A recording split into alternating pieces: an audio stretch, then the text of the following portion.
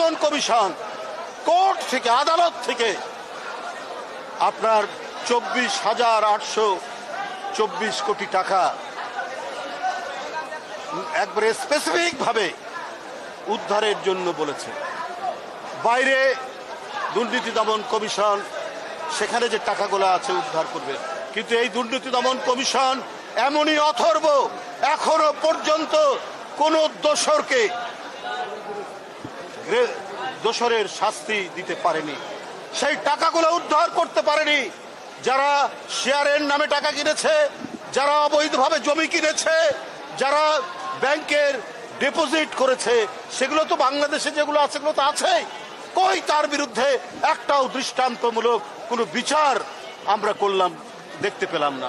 অর্থাৎ দুর্নীতি দমন কমিশন সক্রিয় নয়, তারা অথর্ব হিসাবে কাজ করছে। বন্ধুরা আমার, এই পরিস্থিতি তো জনগণ দেখতে চায়নি, এই অবস্থা তো দেখতে চায় না।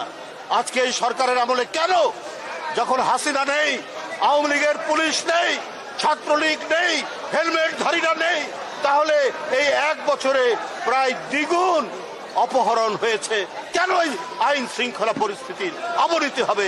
এটা তো জনগণ জানতে চায়। আপনাদের প্রতি জনগণ এবং রাজনৈতিক দলদের আস্থা আছে। আস্থা থাকার পরেও আপনারা কেন দক্ষতার সাথে, দ্রুততার সাথে, ক্ষিপ্র গতিতে পদক্ষেপ গ্রহণ করতে পারছেন না বলেই আজকে বিভিন্ন জায়গায় দোসরদের প্রেতাত্মারা তারা নামার সুযোগ পাচ্ছে এবং বিদেশেও তারা বিভিন্ন ধরনের অপকর্ম করছে।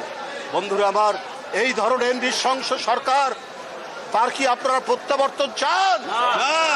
তাহলে এখন থেকেই জনগণকে সাথে নিয়ে আগামী নির্বাচনে কাজ করতে হবে, যে আর যাতে যারা দেশের টাকা আত্মসাৎ করে তাদের কমপক্ষে 20 প্রজন্ম বিদেশে সুখে শান্তিতে থাকতে পারে সেই ব্যবস্থা করেছে।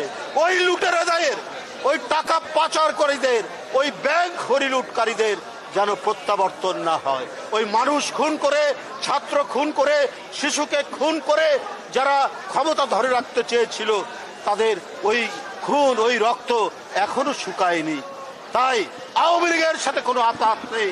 আওয়ামী লীগের সাথে যারা তাকে সহযোগিতা করেছে তাদের জন্য খোলস খুলে নতুন ভাবে আত্মপ্রকাশ করতে না পারে, আমাদেরকে সেই দিকটাই দেখতে হবে। বাংলা টেলিগ্রাফ, সত্য, সঠিক, সব সময়। www.banglatelegraph.com